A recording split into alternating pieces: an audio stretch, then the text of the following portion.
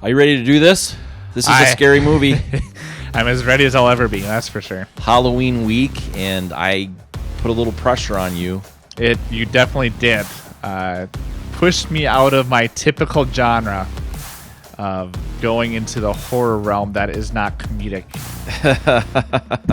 We are doing a comedic kind of almost horror also this week, though. There's the balance. I tried to push the Muppets Haunted House instead of The Conjuring. And I bought that hook, line, and sinker. You did? Yeah. Turns out it was just a TV special, so it didn't quite work. It didn't, but we're going to get into The Conjuring 3, The Devil Made Me Do It. Wait. Weighing in at 100 and weighing in at 100 and Matt Logan. Which is rated R, and it was released just this year on June 4th of 21. Yep. The dang thing did $202 million. Really? On a $39 million budget. It's not bad. That's called profit. It's not bad. Let's get into it. So, who are you? I know who you are. My name is Tyler. I'm somebody. I am working with Matt on these, and just loving it. Good. And who doesn't love talking about movies? And we're going to put little clips that you just saw and make fun of Tyler right there, but that's okay. No, it's not hard to do. I want to get right into the ratings on this thing, and then we'll kind of skip around a little bit and talk about some of the other nuance to it. But I just want to get into it with actor chemistry, because this is, the 8th film in this franchise. Yep. Obviously, this is the 3rd film essentially with these actors specifically. I gave it a 4.6 because you could tell they're veterans. They've worked together, all those kinds of things. So what now? I think that for me, Patrick Wilson is one of those actors that he just sort of fits into almost anything. Yep. And he's not like it's not like a Tom Cruise where it's like, I'm Tom Cruise. Let me go run around. Right. Yeah. And where it's just Tom Cruise all the time. Yeah. But Patrick Wilson just fits the roles. Yep. And he just does a dynamite job, in my opinion. And, they did a great job together.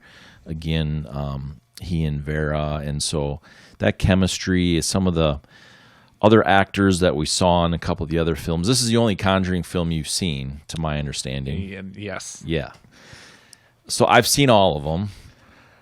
Yeah, I am sure that definitely helps build. It does. It does. The story. So that's where I'm at. I just want to get that right out there. I thought they're veterans, so they did a great job together. 4.6. Yeah, I really liked Lorraine and Ed, so Patrick and Vera's characters. You could tell they've been at it a few times doing this type of thing. And in those scenes, they knew their roles, and they either pushed each other when they knew they could be pushed, or kind of said, hey, we really need not to do this, or go into it further. And it just made complete sense of them as a couple and them as actor and actress working together. I did struggle with some of the other side casts, and so luckily for the film, I think for me at least, is the main storyline is between Patrick and Vera, and figuring out what happened during this Conjuring. But some of the other ones, again, it was probably because they didn't get a ton of screen time together, and so even looking at Arnie's character, between his girlfriend and the kid and stuff like that, I think, again, I didn't watch the first two. I think I don't know how much involvement they had in the other ones, but some of their chemistry seemed a little bit off. It's you could definitely tell they weren't together before, right? At least with this franchise. So yeah, I agree with that. Again, the main actors that counted, you can ask for a better pair to work in this setting and in this film, and so they definitely held the film up. But again, the supporting characters I struggled with believing kind of their characters and chemistry with each other. And so I gave it a 3.6 just because of that. A little bit different. And so, I mean, that was my thought process. Again, I think it helped that Patrick and Vera's characters were the main focus. And I think I could see benefit from it being put to those other actors and giving more time to believe the chemistry. But at the same point, I'm glad they didn't, because I love seeing those two on screen. Yeah, and that is a good point. I mean, I don't disagree with that. I wouldn't say I would give it that low of a score, probably because I've seen the other ones, I guess, and so my focus has been on the two main characters like the whole time. Yep. You know, and not probably noticing some of those things as clearly as you do, which is why we're two generations. Right. Hey, if you're joining us, by the way, this is Maddie's Movie Mix, and if you're new to the podcast, so are we. That's right. Hey, I don't feel great about this, but I don't hear anyone complaining. This is technically our 5th episode. Yep. So we're just having fun with it. I'm below average Tyler, and you're below average Matt. That's what we figured out last week. Right, but we're average Matt and average Tyler. That's right. So Not to confuse anyone at all. No, exactly. Not at all. But we're just a couple of, as somebody had put it, gents. A couple people actually did, believe it or not. We're just a couple of gents, having fun with it. So it's great. Two different comments I got that said gents. Oh my gosh! Yeah, one guy is from Australia, so shout out Joey if you're watching, or something, listening. or a top hat to feel like a real gent. Right. So so that was fun. But Joey, shout out to you, buddy, and someone else had left comments on that we were two gents. Hats off. Right. And now a quick break from the podcast, because listening sometimes just gets draining, just like water drains down a sink. Okay. And now, back to the episode. So we're having fun with it. That's good times. What do you want to get into next? Let's talk about these two actors a little bit more. Ed Warren, Lorraine Warren, obviously their characters are intertwined in this quite a lot throughout these Conjuring and even a couple Annabelles, I guess. But Patrick, he was in The Watchmen. Did you see that? No, it was on my watch list. But I haven't gotten to it yet because I really do enjoy the superhero films. Yeah, and he played Night Owl. Okay. In that, and I thought he did a great job in that as well. But he's done a lot of different things. He's been background actors in, I think the A-Team and Prometheus. He was a primary actor. He was in Insidious. And all kinds of different things that he did. I really enjoyed his ability to understand his role in a scene, because there were times where it felt that he understood the scene was meant for somebody else, for a lot of like the Vera when she was having her visions and stuff. And I think he did a great job of being able to not have the attention focused on him, but his supporting cast. Yeah, he was just like there, right? Like you're at a party and someone else is talking and you're just kind of there. Yes. Yeah, I agree with that. That's good. What about Vera? What stood out? She creeped me out. Yeah. Well, she was one of the few or many characters that.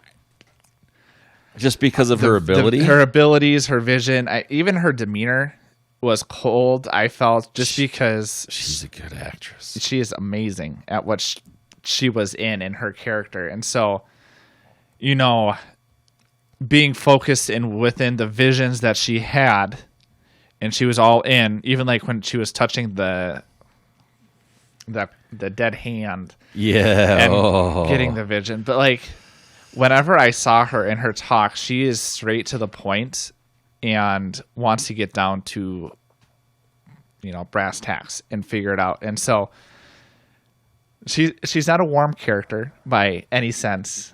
And I think because of that in her background, her character creeped me out. I know she's a good guy, but she just Yeah, creeped me out a little bit. I get that. And what I thought was interesting, when you say it like that, what was interesting and stood out to me was when they did the whole scene of how Ed and Lorraine met. Yeah. And that brought out some of that warmth in her character. Yep. Whereas, like, really sentimental, and, he had the heart attack. Spoiler. And so I called that one a little late. Sorry, guys. But it was interesting how they brought that into that, I guess, for me. And I liked the orange tint in the flashbacks. It was the warmer.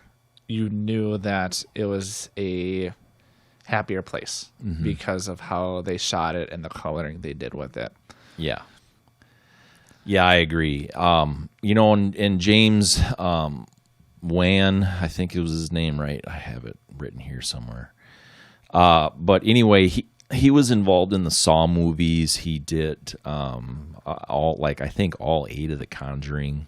Oh my gosh! In those, he was in it. He did, just all of the different things that are this kind of feel. Yeah, he knows how to do it.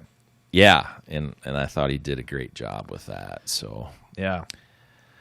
Let's go ahead. Pick another. What are we going to do next?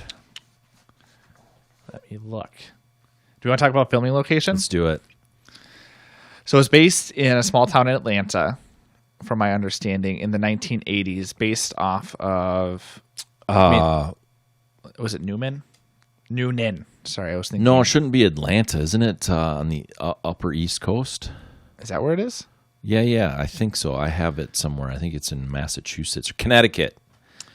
I was almost in the right... Oh, that's right, because I saw the maps. Yeah. That was definitely not Atlanta. Connecticut, yeah. Connecticut. Yeah, so the small Arnie... town in Connecticut. Yeah, Arnie was Connecticut. That's where and so they were in, I think, Massachusetts, not far away. Yeah. Yep. I don't know where I got Atlanta from. But, so based in the 1980s, and based off a true story, which always makes me nervous on the inside. I really enjoyed some of the decor they did with the house that they were in with the tacky wallpaper, or what I would call tacky wallpaper. Some people obviously love it. The cop car with the not the full bar over it, but just the two lights. Being born in the 90s, I didn't even know that was an option for a cop car. And the courthouse didn't have a ramp on it, which I thought was a good touch because it clearly went in those times. They made that stand out, super clearly. Yeah. It would be interesting to kind of look at the time frame that all that stuff came into place, because it was 81, based off of 81. Yep. And I remember I was a little kid in 81. Okay. And I remember ramps all over the place. And I did notice that in the film. I'm glad you said something, because I thought, wait a minute, I don't know. There's a lot of ramps back then, even if they were kind of half thrown together. Okay. There was a lot of wheelchair ramps. So it'd be interesting to know when that really went federal. Right. That's just a sidebar. And I think, too, just looking is big town versus small town, how are they going to implicate those things? Again, so that was just something I noticed when I was watching the film, those small, I guess not small, but things that stuck out to me because it's something you wouldn't see nowadays, especially at a courthouse. So I thought it was pretty well done. Again, the scenes were darker, but it made sense, again, because you never know what's lurking around the corner, for better or for worse. And so I really enjoyed it. I thought the locations made sense. The tunnel, again, maybe spoiler, but tunnels under the old priest house, I thought was cool. So I gave it, a 4.2. I thought, again, I don't know if this is just ignorant. I don't know fully what happened in the 80s, but it made me think this is definitely based not in current times. For sure. Yeah. But not super far back either. So yeah. Relatable. Yeah. Past. Yeah. So the tunnels were a really neat touch. I think it seemed to me, though, that'd be pretty obvious. Like, it took them a while, in my opinion, to catch on to the whole where this, evil actor was. And, and I say actor not as in the actor, but actor as in a person doing bad things. Yes. That evil, but the... Break time. Break time. Break time. Yep, time for a break. We'll be right back. Think of someone you can encourage today. And now, back to the episode with your host, Matt Logan. So the tunnel thing...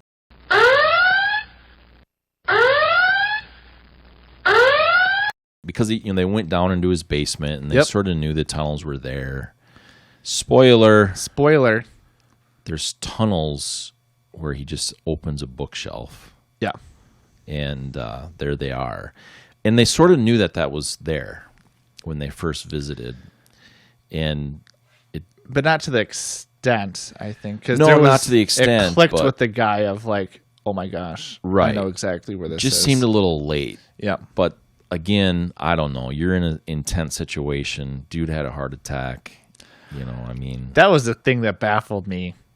He just had a heart attack, and then he's going around going after like possessed people or people who are cursed. I'm like, I don't even do that when I don't have a heart attack.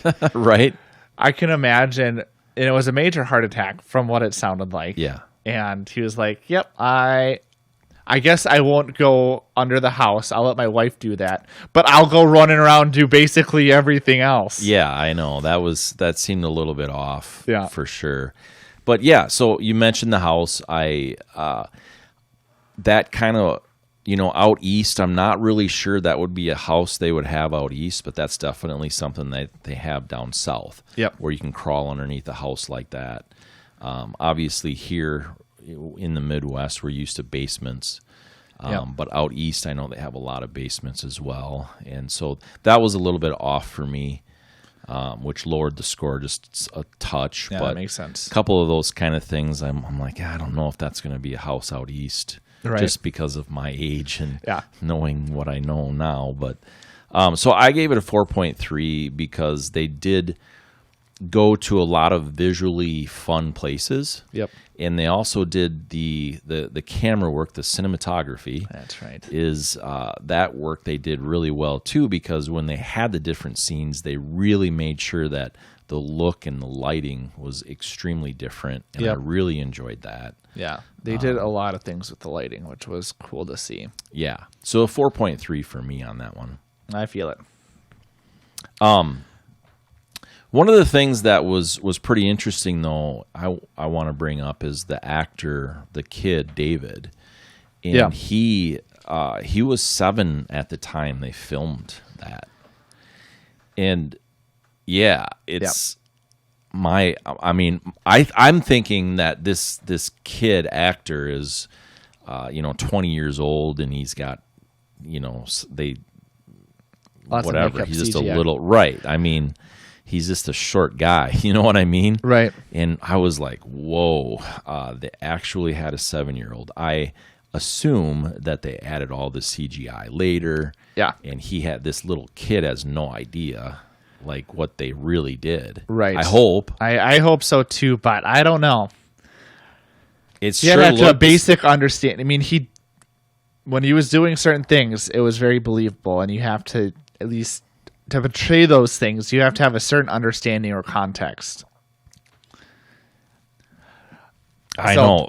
So that's where I struggle. I think he definitely, I don't think he understands the big picture. I hope that he just read it and understood the direction enough to be able to act it out and then do more with it post-production.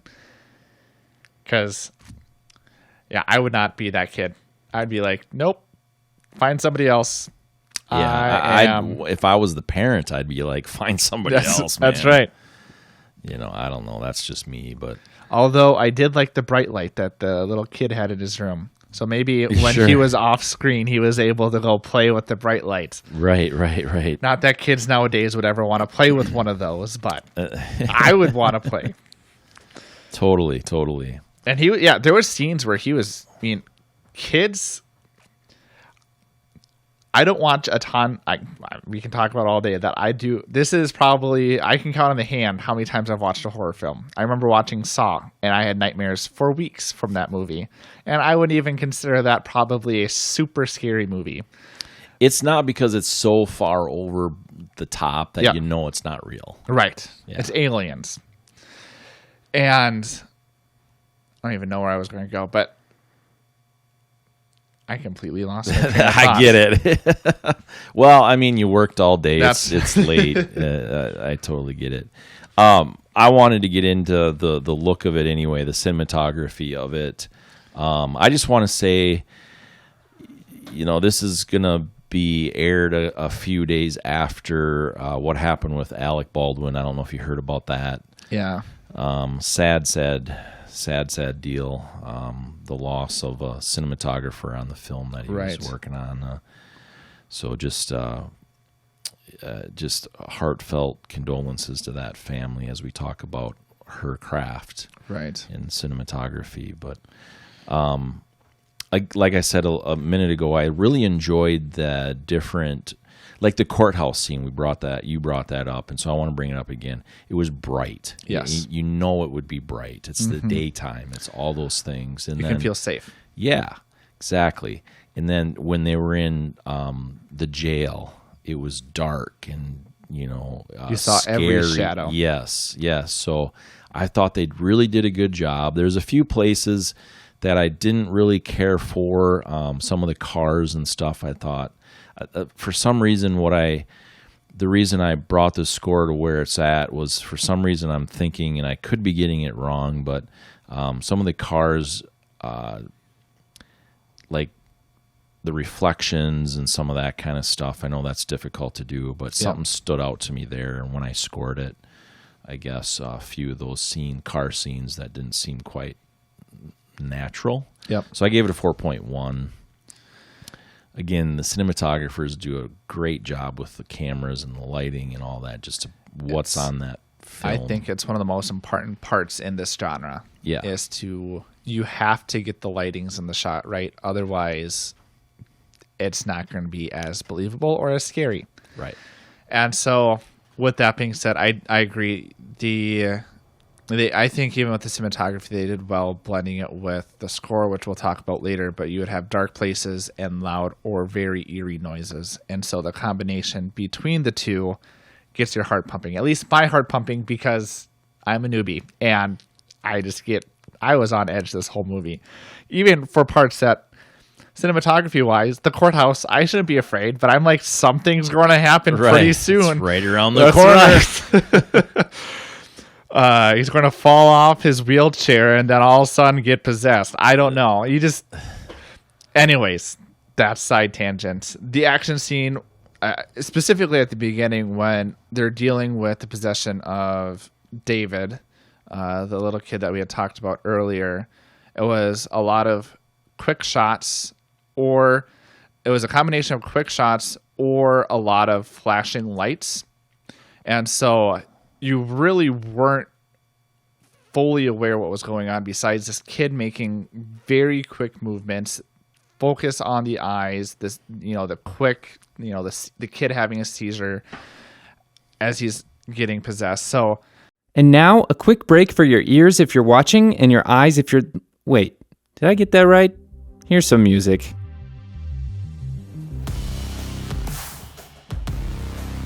And now, back to the episode. I really enjoyed those scenes. It was done well, and it had me freaked out. The flashbacks that we talked about earlier, there was the bright orange tint that was very warm. You could tell it was a happy place for Vera. And then even some of the stuff where she had visions of, what was going on by the people being controlled. So they would shoot between, I was thinking the forest scene where they're trying to find that body, and they're running through the forest, and Vera runs off because she can see it clearly in her mind. And so you see a shot pan to her running, you see the shot to the missing person running and stabbing and spoilers, they're stabbing in this movie. Surprise, surprise. And so I thought those scenes were really fun and really were cool because you're really focusing both on the present with Vera and then also what she's seeing through the vision. So I thought that was well done. So I did a lot of shots quoting Lauren's vision through people's eyes and cutting back to reality, which I always think is a cool concept. So I actually gave it 4.2. I thought, again, I think this is one of the most important parts in films, especially in the horror aspect, because it's all about what's lurking in the shadows. It's all about misdirects. So I thought it was well done. Again, it had me on my toes probably more than what it should have, but it was fun to watch. Excellent. Let's move on to the costume design. I'll let you go first on this one since I went first on the other one. Okay. Again, notice how I said I'll let you. Oh, you're so kind. I'm gonna make you go first. Granted. No. Understood. I can go too, but you know what? I think I can just go. Go.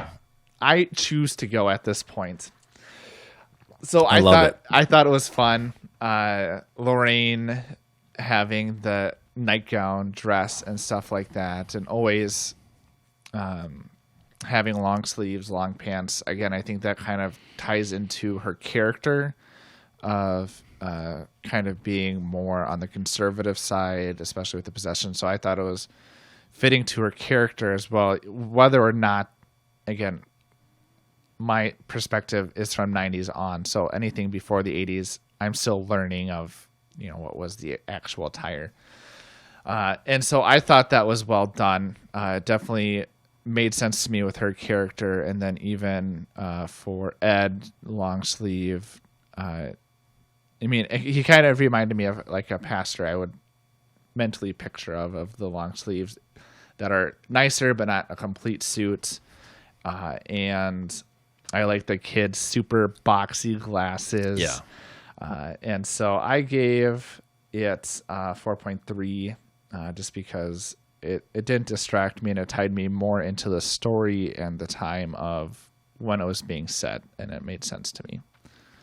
It did make a lot of sense to me as well, in a lot of ways. I will say, though, I gave it a bit lower than you, a 3.9, because I want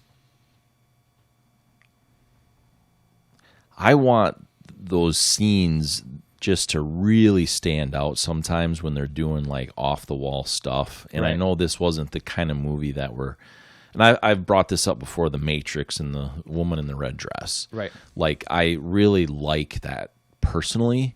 Yep. Just something that stands out. Like one character that it's like, Arnie, when he, took on and accepted the possession from the little kid David, I don't know what I expected specifically, but like, why are you getting so upset? This is not about you. All of a sudden, maybe, they changed the color. Not that his outfit changed, but then the color of his outfit got really dark. Or, you know what I mean? Like, where we would notice it as somebody watching the film, knowing what had happened, but the other people in the movie would not understand what had happened. You know what I mean? Right. Like, just something like that. That's just like, whoa, that's, I think a hard part with it, I think you're right in the sense they could have done more with seeing that passing from the child to to Arnie. But it was interesting too, because they definitely could have done more, because they based it more of it being a curse, and so it wasn't necessarily that he was, spoiler I guess, if that needs to be said here, where he wouldn't always be possessed, but there were definitely those scenes where obviously the person who was casting the curse would go into effect. And so I think you're right, they definitely could have and probably should have. I think if even when he was cutting himself, like they could have made that blood pop and be more of a red. Yeah. So yeah, that makes complete sense. Yeah, so that's kind of what I mean, where I just want something that just really stands out. knowing full well that in real life that wouldn't be the case. Right. But when you're looking at this from a film perspective, and they're already doing that with the scenes we've talked about, the different tint and the memories, and Yep. so something that just would go, wow, look at what's going on here. So 3.9. Let's talk about your favorite thing. Oh, the music. Let's do it. Well, it You usually go. is You my go. favorite thing because it entices me into the film. And it did its job in this one where I didn't want to be enticed as much as I would at times. And the music was very eerie from the very beginning. The guy who composed it, his name is Joseph Bishara, and he's done all of the Conjuring films. He did Insidious and Annabelle. So he's been in this genre, and he's done the Conjuring franchise before. And I could tell. And I think a shrill violin is one of the eeriest sounds. It's not natural to the ear, nor should it ever be natural. And so, I mean, even from the beginning, from the music and building it up, nope, it kept me in. And then the post-credit scene, and you could say what you want. It was basically a recording of someone, the actual possession, because it was based on a true story. So they had the recordings, and the way that sounded alongside the music in the background, I had thought I was done with the movie and that I didn't have to worry about fear any longer. But no, I was typing up my notes at the end, and all of a sudden I hear the recording, and it was, like Ring Around the Posy, when they try to do that creepy ring around the posy, and you're just like, nope, these are children. It's not natural. I don't like it. I felt the same way of how they did the recording at the end. That does go in the score and the way it was sounding, and alongside the music in the background. And so, yeah, even at the end when I thought I was safe, I was, nope, I am not safe. And so I was very enticed. I thought it was well done, especially at the parts I was listening to. Again, we talked about earlier, I thought it tied well in with some of the cinematography with the dark lights, the loud banging that would match with what's going in the sound. So I gave it a 4.3. I was enticed more than I wanted to be, and part of that was because the music was eerie and drew me in. I like it. I'm going to throw it out there right away, 4.2. Okay. And I'm on board with you. I have seen the other, 7 films as well, and so they all do a really dynamite job. Yeah. Not all of them, I guess, but for the most part, they do a dynamite job. It really goes there. There's the real crazy, scary sounds that you don't even really notice they're there, because you're watching and you're listening and you're just feeling the whole thing. And so they did a really good job of blending that. So 4.2 on that one. I know a lot of people they miss the music or the score. I think that's a good thing. I agree. When you really, you're like, well, what did you think of the music? Well, what music? Right. I mean, every film has music. Right. But if you don't notice it, I think that's really good too. Yeah, again, I think my limited knowledge of horror films, for things that would freak me out most in a film, I think cinematography and score are two of the most important parts. I mean, most of the time, the story can be good or bad, but if the music is placed in the right spot and the lights and the cinematography are done right, jump scares are going to be there. Yeah. So, yeah, again, that's what I'll say on the score, is I thought it kept me engaged more than I wanted it to be. So what you're saying is, Tyler, is that you're willing to stretch a little bit further and do the Halloween movie? Well, I'll be honest, when we talked about this, the part that engaged me, I was like, well, it'll be interesting to see how the score fits into it, because I know this will be important. Yeah. Not that I remember, it's not like you're going to remember what any of the, the main sounds are, but at least for me, I didn't, but it was good. Yeah, I enjoyed it. For sure. Overall entertainment value for me, really, I know a lot of the story. I thought that it was really wise to bring in a whole completely different thing, and yet tie like Annabelle into it. Some of that was obviously wise, but this is a standalone. To me, I mean, you could literally watch this one, not watch any of the others like you did. That's right, and be very entertained by it, and potentially want to know more about the story. Certainly of Ed and Lorraine. Yes. So entertainment value, that overall for me was 4.1.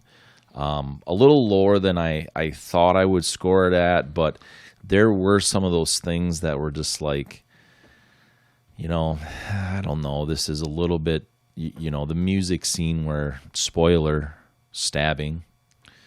How dare they? Where the music was super loud, and in that, I think that was drawn out a little too much for me. There's a couple scenes like that, so that brings the entertainment value down for me. But so 4.1 on the overall entertainment. And now a quick break, and it's not a Kit Kat, sorry. And now back to the episode. So this one's very much perspective for me on this one. Yeah. Overall entertainment value. I mean, I was entertained, but I didn't want to watch it. Again, I had a good time watching and understanding the story and the characters. That was fun. Man, possession just gets to me. And so if you like this sort of genre, I think you'll love it. I mean, not love it, but it's another movie. I was looking at reviews for horror films, and it kind of reminds me of like Fast and the Furious or some action films where you never get like the Shawshank Redemption where you get 95 or 100%, like super critical reviews. I feel like a lot of them range from like the 50 to 75%. At least when I look at the reviews online, like IMDb, for better or for worse. I think this had like a 67 or 61 on Rotten Tomatoes, which I don't really ever trust anyway. Yeah, so that, I was going to say, I don't want to be like, I want this podcast to not be like political or be hard on one thing or another, just more of average people reviewing it. But I will say this with that. I have really noticed doing this podcast that the Rotten Tomatoes thing and some of the other ways that they rate or critique or whatever from a professional standpoint is very bent. It's very political. You can have a really, really, really high score from critics and the establishment, but nobody wants to watch it from an average view perspective, like our perspective. Nobody wants to see it. And the opposite is true. You'll have, spectators just loving it, but the critics are like, don't go see it. It always amazes me. So I don't like to, to wrap that up, I don't like to look at those things now. That I've studied them in the last 2 or 3 months. That's right. So that's my little rant, I guess. Yeah, and I agree completely. I think people have their preferences, which is why I kind of preface entertainment value to me is very perspective, specifically for this. For sure. When it comes to everything and else. that's why we decided to rate it, is like this is like, we are very different people, and we even talked about that before we recorded. Was for me, this type of a film, especially if it's based on a true event, obviously there's a lot of license here, creative license and stuff, but based on a true event is that helps me understand the good and evil sides of it, or things, you know what I mean? So that to me is like why I sort of separate that a little bit. But anyway. So that being said, the film kept me on my toes the whole time. Again, whether that's just me being not familiar with the horror genre as a whole, and the score was very eerie and shrill, which kept me engaged. Interesting storyline specifically between Vera and Ed that kept me intrigued about their characters. Again, I had issues staying engaged with some of the other ones like David, Arnie, and the girlfriend. And the storyline about the curse and the possession rather than just a consistent possession I thought was interesting.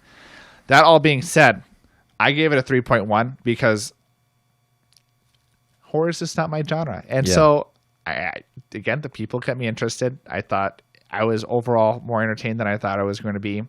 But So you probably, the way I would interpret that is you probably wouldn't have finished watching it if you just like stumbled across and it was on, you flipped a channel and it just started. Probably wouldn't finish watching it. yeah, let me tell you, any algorithm will not have any horror films come through my except for now because I've now seen one. Right. Now it's going to slowly creep up. Chucky will be next and things like that. But yeah. Yeah, no, I get it. And that's good. That's why I think that's why I believe we'll make a good team. We'll get our chemistry figured out. And I initially, when I was putting notes in for this, I sent a message to Matt. It was instead of The Conjuring, The Devil Made Me Do It. I had The Conjuring, Matt Logan Made Me Do It. yeah, right. Yeah, I like it. It's true. Thanks for, digging in and doing it too. Right. And I had a good time. For better or for worse, I think one of the parts I'm excited about this is that it is going to push both of us in genres that we typically don't go into. So for better or for worse, it's making us more cultured people. right, more exactly. gentlemen. Yes, gents. So that brings the overall rating for my score at a 4.2. What did you end up with? 3.8. 3.8. Sure. No. I thought it was an intriguing film, not one of my typical genre. The music and story kept me on my toes for most part of the film, whether that be my lack of experience in the genre or a job well done. There was great chemistry between Ed and Lorraine, which, again, I think helped push the movie to be as good as it was. Each of them understanding each other's strengths and weaknesses. The relationships out of these two left me desiring more. Thought they could have done a better job of developing Arnie's and Debbie's character alongside David. There was very little with what was done besides Arnie being possessed, I felt. Yeah. No, that's a good way to wrap it up there. I want to say as we close here, $39 million budget. I was expecting significantly more than that with these actors in there. Yep. So I'm not quite sure how they did that, but I would have thought like Vera and Patrick would be $10 million apiece. Yep. But maybe their contract was something along the lines of like how the film does. I don't know. But I was surprised at that budget. Yeah. I thought it'd be significantly higher than that. Yeah, it's something you see more. But, I mean, you look at some of the sets and stuff, I felt like they kept it. I mean, you had to do CGI with some of the possessions and stuff like that. But other than that, a lot of it was a house. A lot of it was post-production of the lighting and stuff. So I think set-wise, they shouldn't have. I mean, I don't know, again, how much people pay for things. But I think they kept it simple in those regards, which probably helped the budget. Yeah, for sure, significantly. You just would, to me, another film we're gonna do here is Ghostbusters, and that was a $30 million budget in 1984, 83 is when they started filming, and so that's what I'm saying. To me, it's like wow, 39 million. They did a lot with 39 million. I agree. Then, so, but yeah, I mean, the thing did. Like I said at the beginning, grossed $202 million on a $39 million budget. So that's a pretty good profit that came margin. out during a time where films are still people weren't going out to films. I think really Black Widow started pushing people back to theaters. So even thinking about The Conjuring, which I think this movie would thrive in a theater, was a time where were not still going to films. Yeah, it was just kind of getting started for sure. That's a good point. For them doing that well is very impressive for sure. Yeah, absolutely. I agree. Hey, thanks everybody for watching, for listening. We would love to hear from you because, hey, we're new at this, and where do we suck, right? I mean, we need to get better. We're average people that want to just help you look at films in a different way. So help us look at the podcast in a different way. I think one of the greatest parts about this is that, at least between me and Matt, is that we're appreciating these films in different perspectives because we have different thoughts and we're able to have those discussions. So I think your perspective is just as important for us to have those conversations. Yeah, that will add your conversation into our conversation. So make sure that you hammer out a comment, hammer that like button, hammer the share button, and we will look forward to your 5-star rating. That's right. And with me today again, Tyler Peterson. I am Matt Logan. You will see us next time, or hear us with some spooky music maybe. Or some very cheerful, happy music. I'm just trying to push into that horror thing a little bit further, because I'm not going to be able to do that for long with you. I'll play my shrill violin. See y'all next time.